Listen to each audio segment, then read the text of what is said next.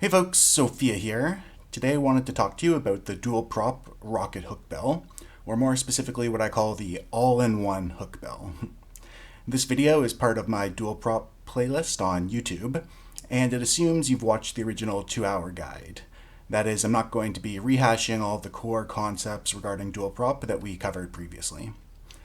For those who have seen the main dual prop video, you might recall that I didn't really mention the hookbill in it, like I did the Comet and Firetail and the other Navy frigates, and that was intentional.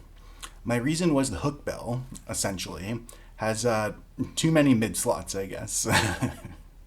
This is a very strange problem since more is definitely better, and indeed it isn't a problem like in space or actually flying it. It's simply an issue with the point I was trying to make in the video. Let's take a look at fitting a hookbill to see why. So we're going to want our T2 rocket launchers, MWD and scram of course, afterburner because it's my jam, and then we need a web so that our rage rockets will apply. In the lows we have our tank in a DCU and a small Ansel, and we have one damage rig. I guess I'll put in some polycarbons as well. So this should bring us below our 3-second align time, which is perfect. What we've done here is fit ourselves a Kestrel. The hookbill even has the same rocket max velocity, so that's why we want to bring both javelin and rage so that our rage will hit out easily anywhere within 13 kilometers, and with javelin we can hit all the way out to 23 to point range. The hookbill also does have a slight kinetic damage bonus. I don't consider it kin locked though. It's just sort of if you're already shooting kinetic, then you get that 25% instead of 20, which is just a nice little bonus. And after all of this, we still have an empty mid. So the question is, what do we put here? The hookbill is most famous for its dual web configuration, but that's a faction warfare thing where it also has a shield tank instead of an MWD. In faction warfare, everyone is rocking an afterburner in those gated complexes, so you need dual web for range to apply. It's not really a thing for Nullsec though, and in Null, probably our best option is a tracking disruptor. This will let us kite out opponents like the Saber with autocannons or the Blaster Hecate. It does feel a bit too gimmicky for me though, and I only mean gimmicky for this video, like not passing any judgment on flying tracking disruptor hookbill, and I totally would. But for this series where I'm trying to focus more on the fundamentals of combat, it's just a little bit too, gimmicky is the right word. Saying all of that, what I end up putting in the mid slot is a warp disruptor, a point, which itself breaks one of the most fundamental rules of EVE. In EVE Online, you always want to fit a ship to be the right tool for the job. Or put another way, you want to min-max. For example, making an exploration ship that can also kill other explorers means you now have something that is pretty bad at exploration and pretty bad at combat. The alternative of 2 ships, one designed to be absolutely amazing at exploration, and the other absolutely amazing at hunting and killing explorers, is probably the way to go, right? So that's what I'm kind of doing here with having a scram and a point, and I really don't condone it. When I'm fighting under scram, my point is, the vast majority of the time, a wasted mid-slot, and if I try and fight at point, then the AB, scram, web are all just dead weight useless.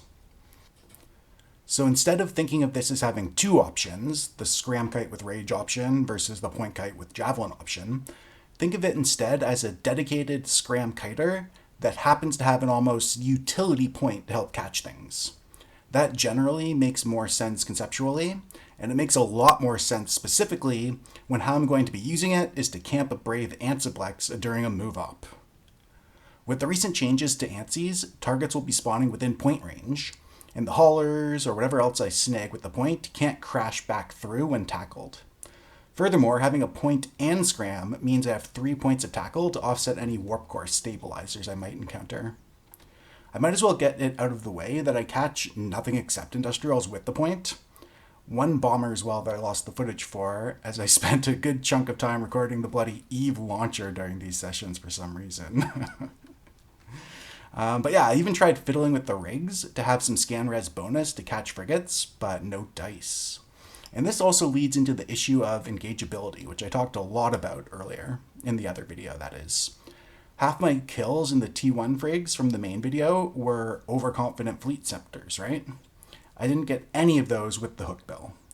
The fact is, people know that the Hookbill is going to be fit for combat in some capacity, so they're much more wary. The kills I will be showing off require way more effort on my part to split groups up and attain a position where I can actually have a chance to go in on something. Looking at two of the indie kill mails here, you can see the Wreath was indeed sporting a stab, so I was lucky to catch it initially, and then the only reason I held it was having those 3 points of warp disruption.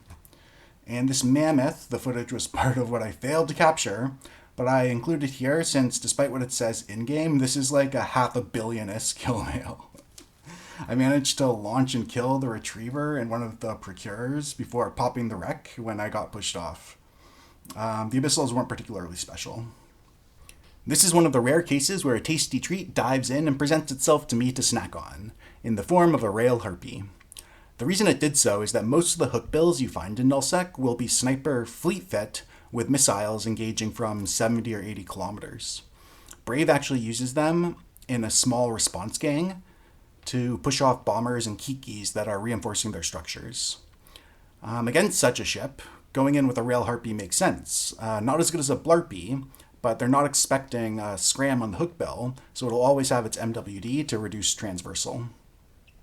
Of course, I have no problem at all getting under their guns, and I can leave the afterburner on since I'm cap stable as long as my MWD is off, and I'm not constantly cycling a heated repper. That there is another reason why using this fit as a semi-point kiter doesn't really work, beyond it being too slow and too low damage. Unlike the dual prop Condor you saw me flying the same way in the original video, which is also a rocket ship, the Hookbill has no problem using EM and bypassing the Harpy's massive kinetic resists. So it's not only a straightforward kill, but also a fairly quick one. Here I'm slowly chewing through a Charon, waiting to see if anybody comes to save him, when a Retribution jumps in. Now most Retributions are beam fit, that's the long range lasers, and that's the loadout for both the Retri Fleet Doctrine, where they're the primary DPS ship, as well as Nanogang anti-tackle Retries. It only has 2 mid slots, so you know for sure it's going to be MWD plus 1 of point or scram. The Pulse Retribution, that's the short range laser system, is probably my favorite solo ship, but Pulse lasers have the worst tracking of the short range weapon systems, and unlike the Crusader, the Retribution does not get a tracking bonus. Instead it has the huge range bonus that the Slicer gets. Essentially though, no matter how this Retri is fit, Pulse or Beam, I absolutely can get under their guns and take almost no damage orbiting at 500 meters with Afterburner on. It won't be that difficult doing so with beams, but with Pulse, they're going to be spitting out somewhere in the range of 400 plus DPS, and yeah, it's going to be pretty gnarly trying to get in there. I'm aligned to a Celestial to have transversal, and the Retri immediately rams me, indicating Pulse, but it's a piloting error and they have beams. So I'm feeling good right as I smash into the Ansi, coming to a standstill and making the perfect target.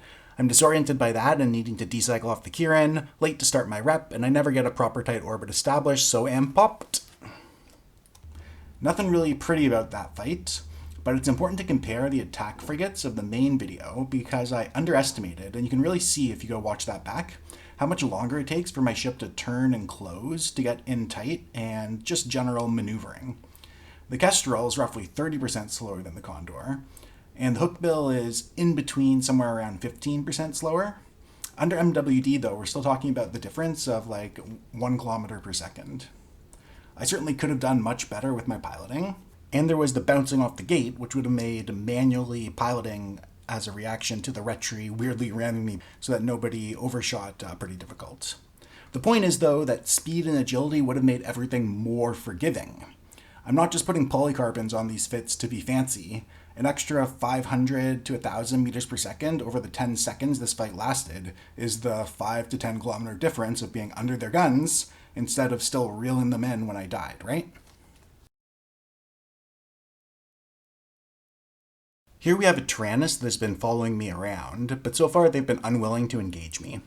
To be fair, it's true that if they do start the fight at 0, I'm just going to jump through and then jump back to try and start the fight at range. But I'd take that on if I were a Taranis and rely on my heated AB to get me in tight quickly. I'm getting ready to force him through again and give him the option to jump back and try and ram me when this OSNI comes over to join in the fun. This is actually something I'm happy to see, since it'll hopefully make the Taranis more confident and likely to take a chance. Ideally, the OSNI aggresses, and then the Taranis and I both jump to fight on the other side, but it's the Taranis who pulls the trigger.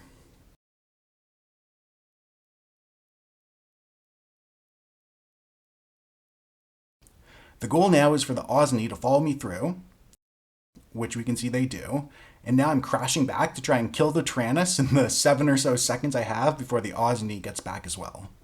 The Taranis obviously choosing to fight because they think they can hold that long, which unfortunately they probably can.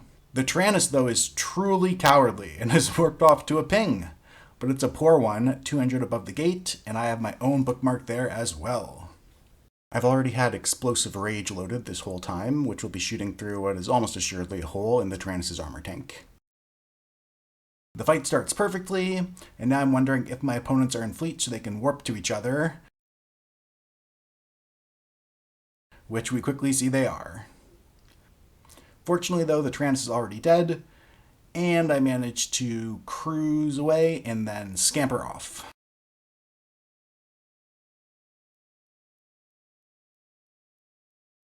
Obviously the Taranis wasn't actually fighting me here, didn't move or lock me up, never mind launching drones or activating modules. However, it is nice to see how quickly one can be taken down, if it doesn't have a DCU and doesn't activate its tank.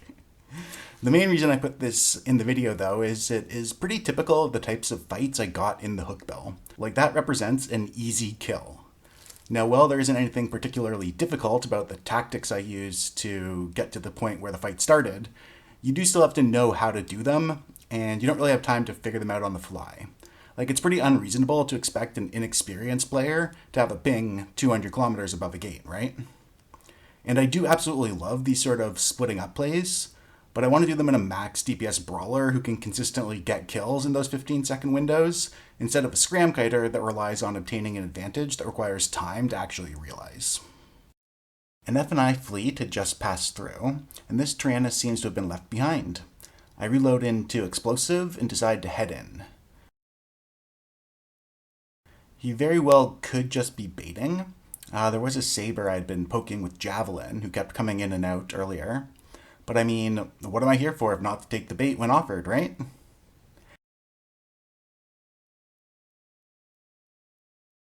It looks like I'm going to have the perfect setup, but I somehow overshoot setting up a basic scram kite orbit on a stationary target, and he slips out of my scram range. I do remember to activate my web and my point when he starts moving, but there's no way I can catch him now, he's faster than me. Fortunately, it seems that he's escorting this freighter. Who the heck gates a freighter? And with a scout under attack and into a system that is active at PvP. Anyways, when I point the Charon, it seems to encourage the Taranis to come riding back to the rescue. I am very deliberately keeping my scram and web ready for the Taranis, but having my AB cycling here is a bad call since it locks out my MWD as an option. I almost missed the Taranis again as I had the wrong ship selected, but I do manage to land tackle. Again though, I lost scram as the Taranis drifts out of range as I desperately try to turn around. Finally, I reacquire scram and then get the kill. This really showcases the speed you give up moving away from attack frigates, or at least how ingrained going 4 kilometers per second plus and turning on a dime is in my own habits and instincts. I'm not sure, but I also think that this Hookbill was the one where I went with scan res instead of polycarbon rigs, which helps explain how sluggish my ship was handling. And yes, I'm complaining about the agility of frigates, and yes, I cannot stand flying cruisers and bigger. This guy at least had a web, better than the previous dual scram, purely designed for catching warp core stab ships. But again, ions, no DCU, not using all of their rig calibration, didn't deploy drones, compact MWD for some reason, empty high slots, lots of room for improvement. I've been shadowed by an Ishkur for the last few minutes, but I have no intention of fighting them since I don't see any way I can win. They jump ahead of me back into the system I've been operating in, and I follow hoping they'll get bored and let me resume my camp eventually. It turns out though that I've attracted some attention. I'm not worried about being caught here since the Hicks bubble means it is stuck on one side and my sub 3-second align time will just let me warp off unless the Condor is CBO'd. There are a bunch of valid targets as well if I can isolate them, but I do need to make sure I'm taking out the Griffin first since it can disable me if I'm engaged with something else and it gets off a jam. First things first though, I need to crash back to safety, which I do with an overheated prop. Notice that the Hick left his bubble down, trying to incite me to attempt to warp and then getting caught by a delayed bubble of his. I'm debating if I should try and fight anyone coming in after me on the gate while most of the others are stuck on the other side with aggression, but realize the only option would be the Condor, and it'd be better to try and do so 100 kilometers off the gate or something to prevent them from getting help from the Bantam. On the way out though, I realize it's a flawed plan as I need to catch the Griffin first if it comes through. I take some time to wrap up my heat, and the Ishkur and Bantam come through after their aggression goes down. Bantam, I guess, didn't have any. I don't really have any hope with the Hick on one side and the Ishkur on this side, but my only real way forward, other than just safing up for a bit and waiting for them to leave, is to keep crashing back and forth, hoping I find an opportunity to pick something off. So I warp in and wait for the Ishkur to aggress. He red boxes, so through I go.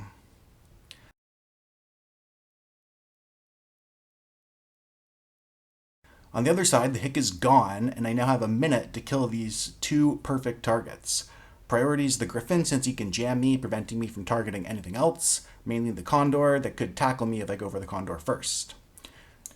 You'll notice I completely forget I have a point as I'm overheating in to get scram. Leaving the AB on makes sense as the Condor is on me, and I want to minimize any damage coming from their missiles.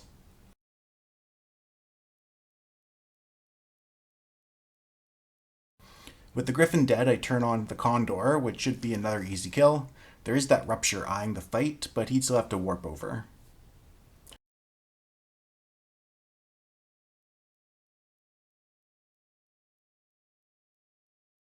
Second hostile is down, and the Bantam comes in, who can be my third. The Rupture is now on their way in, though, and it'll be showing off its new super tracking autocannons, so I absolutely can't get into scram range of it. I don't want to switch from AB to MWD though, just in case it is still RD. I line out at an angle that intercepts the Bantam, but it eventually warps off. Prudently, of course. Again, I absolutely should have pointed it and tried to get the kill while avoiding the Rupture, but I'm simply not used to flying with a point available like that. Reloading into Javelin to try and pick off any drones the Rupture sends at me, but nothing else happens. Pretty standard Griffin and Condor fits here for fleet support. Unfortunately, they didn't have a fleet supporting them. Getting a triple kill to eliminate all potential targets and wipe half a gang would have been sweet, but I'm still riding pretty high from quickly taking out two of them. It's a few minutes later and I'm done for the night, so rather than flying home, I decide to reward the Ishkur for their efforts. I don't see how I can possibly win this fight. I can kite the blasters well enough, but it's got a full flight of lights that I can't avoid and which will kill me well before I can kill the Ishkur with its local rep bonus. Trying to defang, the Ishkur has an extra full flight if I do happen to pop a drone between them pulling, and it's unlikely I'll even manage that as the drones get a bonus to tank. Of course, I've said similar before and run into ridiculously terrible fits, plus of the half a dozen Taranis pilots I fought over the last couple of weeks, 0 of them have remembered to launch their drones. I have a feeling that this Ishkur pilot is more on the ball, and the ship is a strong counter to my strat. I suppose in retrospect I should have tried at least to take out the drones, maybe even point kite a bit along those lines with Javelin. But you can see I'm definitely breaking him through his armor's explosive hole. It's just he has more tank than me and has the Assault DCU available still, and yeah, I was a little late starting my reps as well. Nice to let the newer Condor and Griffin pilots be on my kill mail too, though.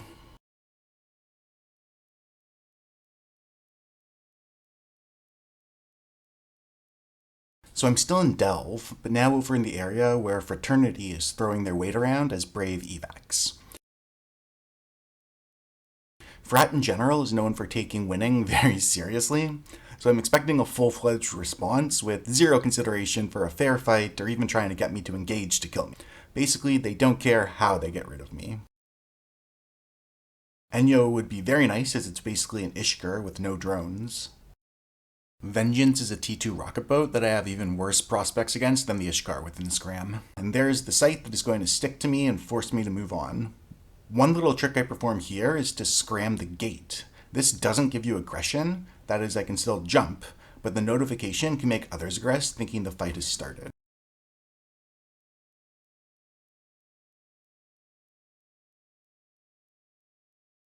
So obviously we know the Scythe is on the other side ready to jump.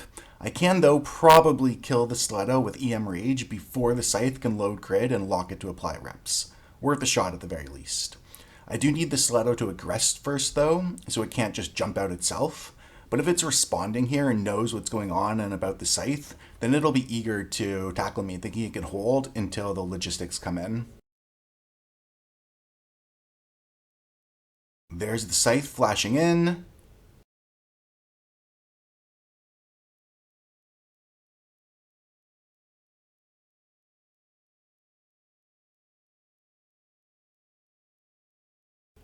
Ah, one volley off. With the Scythe on grid, there is no point in me trying to kill anything, so now I have to get this Stiletto off me before DPS ships arrive. I put a point on the Scythe to try and intimidate it. If I had enough time, I could in theory kill it, and start aligning out. I don't notice it's to a drone that I'm aligning that I can't warp to. I turn off my point to save cap, and the Vengeance lands as the DPS. With the Scram web and AB, I'm able to easily coast out of the Stiletto's Scram range. I don't think they're heating it either. But my afterburner cycling prevents me from hitting my MWD when the Scram drops and the Stiletto turns theirs back on to get back on top of me. The exact same thing happens again as I reload into Javelin to apply constant pressure to the Stiletto as we move away from the Scythe. And a Speedy Wolf is also warping in. I get a moment of calm clarity and figure out that I need to time cycling down my AB with a quick heated MWD when out of the Stiletto Scram. And I get it off. As I realize that I'm aligned into a bloody drone, I'm now forcing the Stiletto to MWD into me while flying directly at my missiles, and we're getting out of range of the Scythe.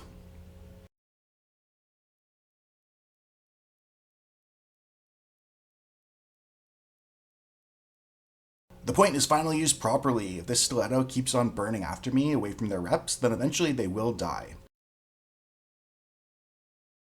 I even use a heated web to perfectly screen them off me.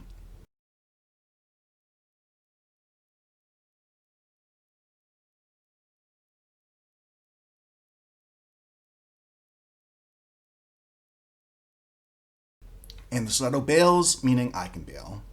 If we had gone on, then at some point I would have turned back in on the Stiletto and tried to kill it before getting away from the Vengeance. In fact, I think the reason the Stiletto left is we got out of the Scythe's lock range around 80 kilometers, and it was worried about exactly that. And yeah, that skirmish was really educational for me as I hadn't ever considered or thought through the dynamics of getting a fleet interceptor off of me when I didn't have the option of simply killing it due to Logi. Hopefully educational for you too.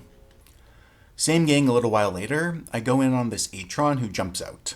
I'm using thermal here as a middle ground because I'm not sure if it's shield or armor tanked. The Scythe lands, but I still decide to play with this Brutix's drones and reload to EM Javelin. I notice the Atron come tearing in towards me, but the Brutix's drones have been pulled, and I think the Scythe is far enough away for me to have a shot of quickly taking out the Atron, so I go in on it. Unfortunately, I realize too late that I'm still shooting EM Javelin, and this Atron is active armor tanked. So that's like 100 raw DPS, and the Atron has 50% base resists, never mind its DCU or whatever. So I'm doing like a 40 at best, and it can just tank me. Then the Scythe regains lock, and now I need to get out.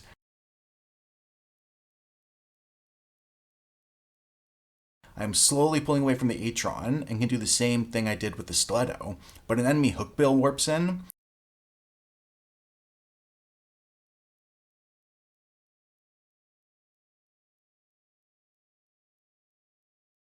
and applies their own scram and web in time. Once the Atron is pushed off, I switch my scram over to the Hookbill and start leaving it behind, and try keeping the web on the Atron just to fool it into not turning on their MWD if they see an icon down there, but they prop right back in. Basically, I can't fend them both off at once.